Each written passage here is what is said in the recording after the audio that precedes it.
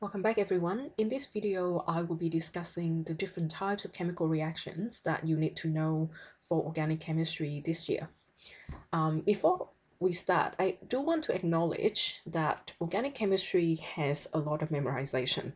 This is probably the most memorization that you have to do for chemistry, and I don't think you have to memorize many things in Unit 3, but unfortunately, memorization is a fixture of organic chemistry. And especially when we talk about organic reactions, there are so many different types of reactions with specific conditions and catalysts and reactants that you need to memorize. However, my first piece of advice is try to understand the mechanics and the principle behind each type of reaction as much as you can, rather than just blindly rote learn the reactions. And I do have to point out that the top 5 types of reactions that we're going to learn in high school is the tip of the iceberg. It gets so much more complicated than that if you continue with chemistry in universities and beyond. So this is just an introduction. So the level of complexity here is already not a lot. So try to understand the principle behind it rather than just blindly learn it would really help in the long run. My second piece of advice is you have to draw things out. A lot of students just look at a drawing that I had make or someone else make, and they'd be like, oh yeah, I understand it. It looks straightforward enough. But unless you can draw it out yourself without looking at any notes, you really can't say that you have understood the topic. So practice drawing as much as possible, and you can see that a lot of issues tend to surface when you drawing things draw things yourself. But if you don't try, then you're not going to improve. So 2 pieces of advice: try to understand the principle and draw things out, and you get better with practice, just with everything else. Okay, let's start. That's a lot of rambling for me. The first type of reactions that we're going to discuss is substitution reactions. So let's talk about what substitution actually means. Now, we're going to use this particular definition of the word substitution in this context, which is to put in place of another, or you can say you are replacing one thing with another thing. So in the case of organic chemistry, you are replacing an atom or a group of atoms with another atom or another group of atoms.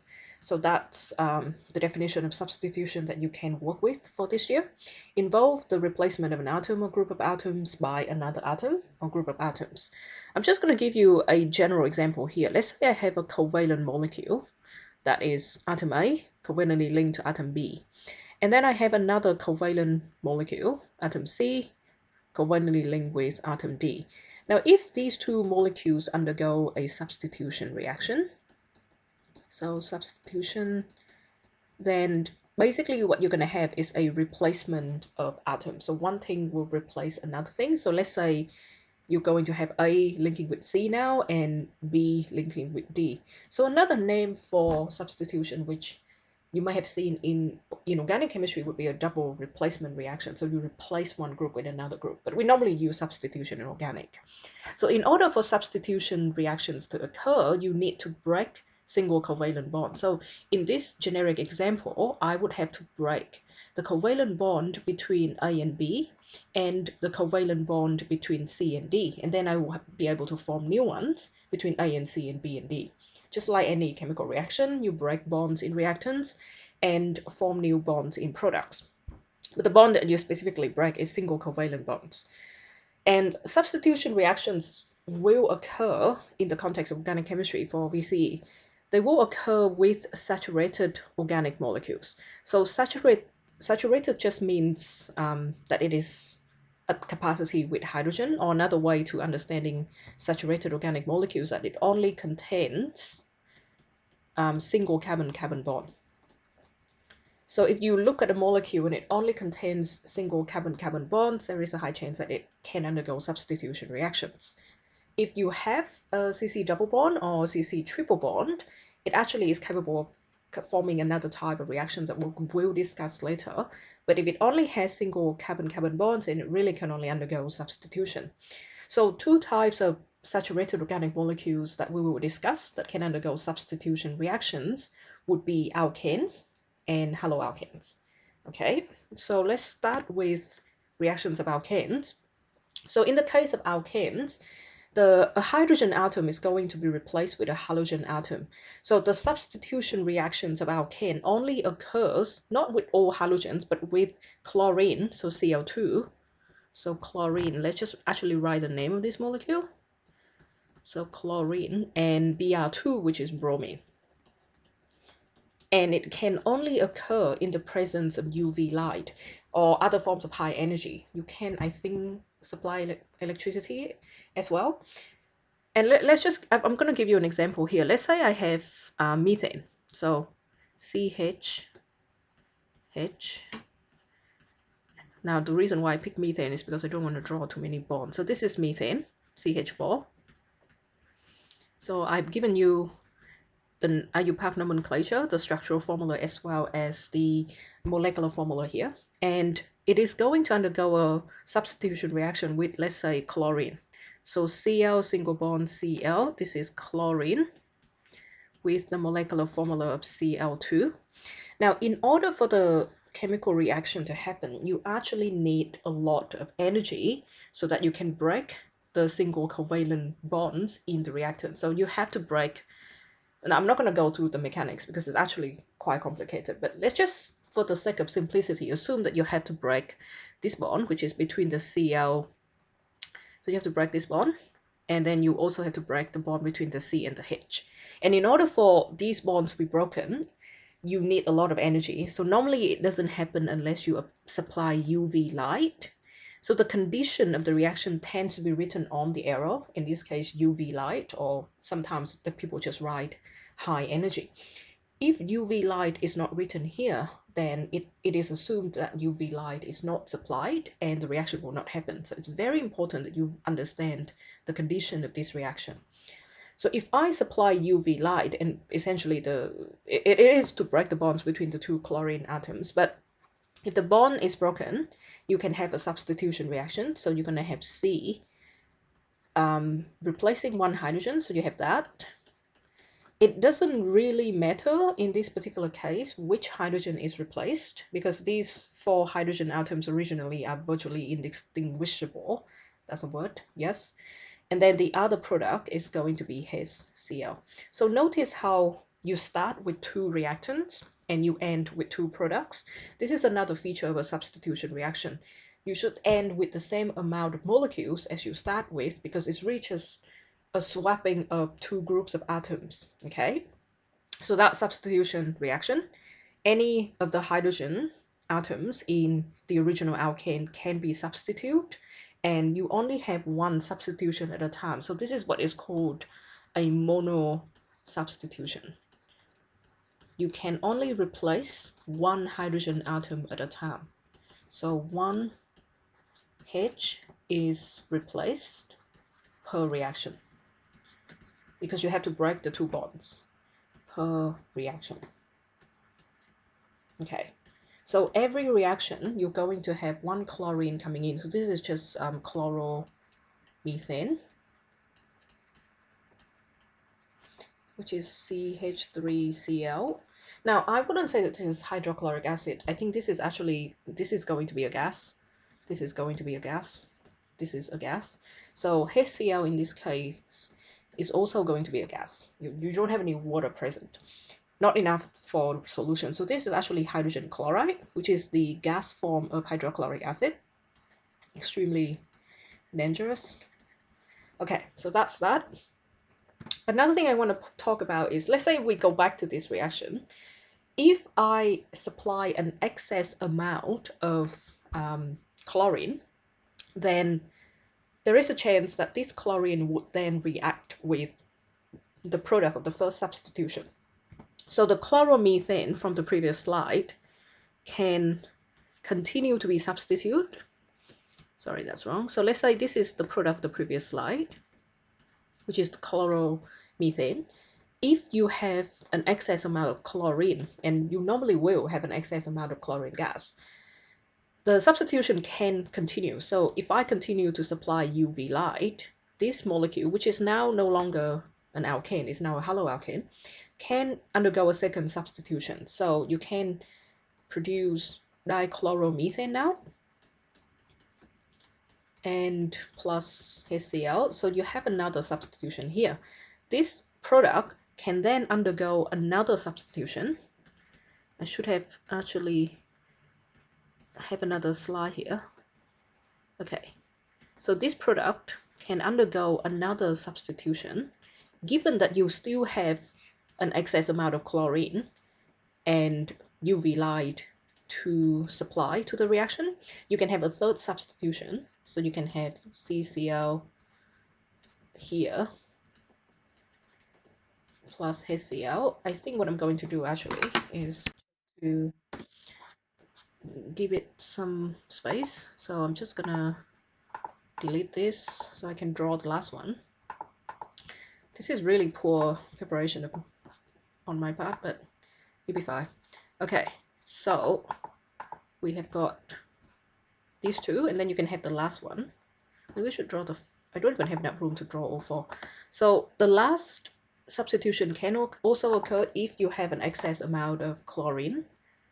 Okay, that's the wrong ink color. So let's say the trichloromethane can undergo another substitution if the amount of chlorine is still in excess and you still have UV light.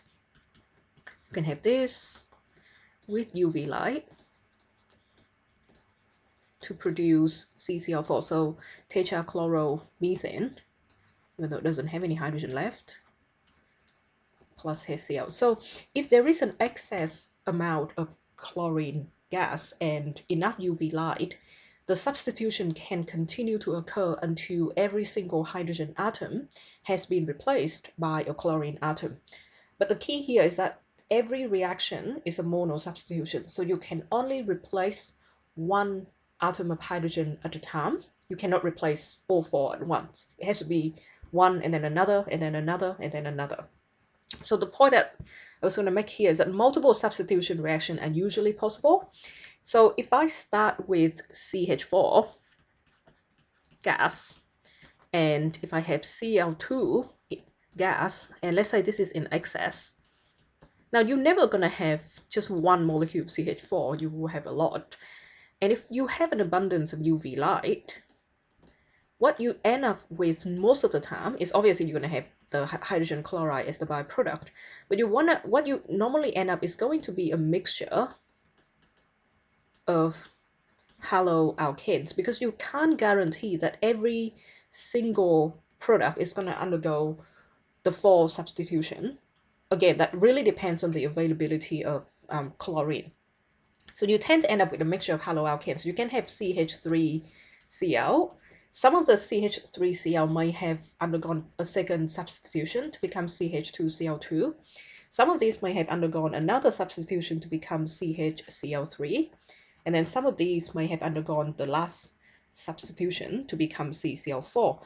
But you generally end up with a mixture of 4 different types of haloalkanes as well as hydrogen chloride. But yes, so the amount of each product would depend on the relative starting amounts of chlorine. And I mean, the example that I use here is ethane, but that's, of course, will also work for methane. If you have ethane, you can end up with even more haloalkanes than in this case. Okay, so it's a very simple reaction, but it can continue. It's actually quite hard to control it so that it stops after the first substitution. So that's the only issue with substitution reactions. Okay, another substance can undergo substitution, which I already talked about, which is haloalkanes. However, this substitution is different from this one. So in this case, even though the reactant is a haloalkane, it is still the hydrogen that undergoes the substitution. So the hydrogen is replaced by a halogen. Okay, so you still classify it as a substitution of alkane. Now, when we have a substitution of haloalkanes, essentially what happens is that the halo group, which is, so we have Br, F, Cl, and I, the halo group in a haloalkane can be substituted for another group. So you can replace the halo group with, say, a hydroxyl or an amino group. So this is a very different type of substitution. So let's say we're going to start with this. So I have chloromethane. I'm just really lazy. I don't want to draw another CH2. So obviously you can have chloroethane. Yep. And we're gonna have this reacting with steam. I don't think it's actually water. I think it has to be in gas form. This isn't a gas anyway. Okay, so you're going to have a substitution in that the OH in H2O is going to replace the halo group. So what you're going to end up is COH like this, plus once again hydrogen chloride. So this is how you can create an alcohol from an haloalkane. You start with chloromethane and you end up with methanol.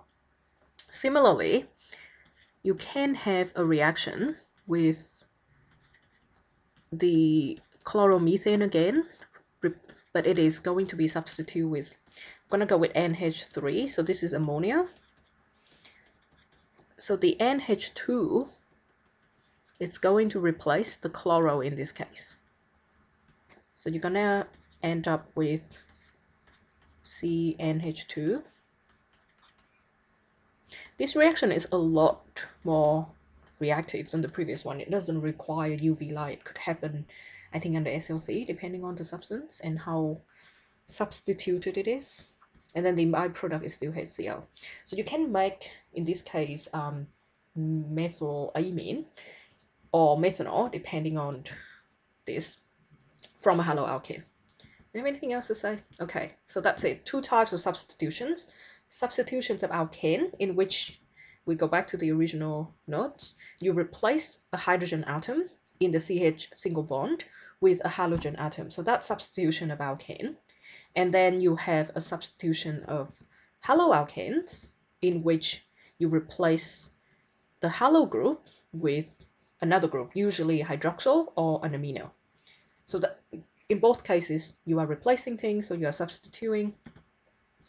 All right, so let's go through two examples. This is the first one. Use structural formula to complete the following reactions. Now, if you only have to write the reaction out, then you just need to show one substitution. So you don't have to show multiple products. You do need to put the UV light here for the reaction to take place. So it really does not matter which hydrogen you use for the substitution, as long as only one hydrogen is substituted at a time. So let's say you have that, which is chloroethane plus HCl. Do not forget the second product. Okay, this is the second case when you have to work backwards. So you can see here, and I tell you that it is a substitution reaction. And there is an amino group in the middle, and there is a chloro here. So all you need to do is just swap these back, and you have your reactants. So the chloro group has to be where the amino group is at the end. Obviously, for substitution to take place, it wouldn't make sense to put the chloro group on the terminal carbon, and then in the product it becomes the amino is in the middle. So just make sure that the position match, and that's all you really need to do. So I just put the H here. Please take care of drawing all bonds if I ask for structural formulas, and take care to draw. Now you don't have to show the trigonal pyramidal shape. You just have to, you can do normal NH3. I wouldn't really care, and then put a plus here. All right, that's it. Now organic pathway, the difference between a reaction and a pathway is the pathway only shows the desired product. So I'm just going to quickly summarize the two substitution reactions in the form of an organic pathway. So if you start with an alkane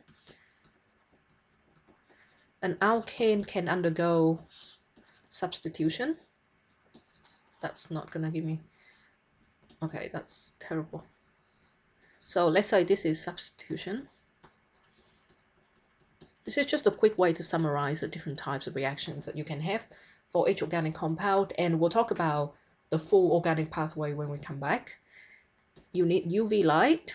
Now the way that I tend to draw this is I will give you the condition and also the reactant. So I put a plus next to the reactant so you can tell. So X2, because it has to be, or maybe we just be more specific, Cl2 or Br2. It's a substitution, and that's going to give you a haloalkane. Now haloalkane themselves can undergo substitution as well. It can undergo substitution with or maybe let's just write this underneath because it looks really bad. Okay, so plus Cl2 or Br2 here, and you need to have UV light as the condition. Okay, haloalkane can undergo substitution as well. Now, if the other reactant is, let's say, NH3, then it's going to give you a an amine, alcohol amine. Okay, or if you have a substitution here, and if the other reactant is steam, I don't think it's going to be liquid water. You're going to have, what am I saying? Alcohol here. So this is a way to make different types of products. So alkane can turn into an haloalkane to turn into alcohol or alkylamine. So if you want to make, say, ethanol, you can start with an alkane, make sure they undergo one substitution into a haloalkane, and then the haloalkane undergo another substitution, and you can have your alcohol. So that's one way to make the alcohol. That is the end of substitution. I'm going to end this video and talk about the second reaction in the next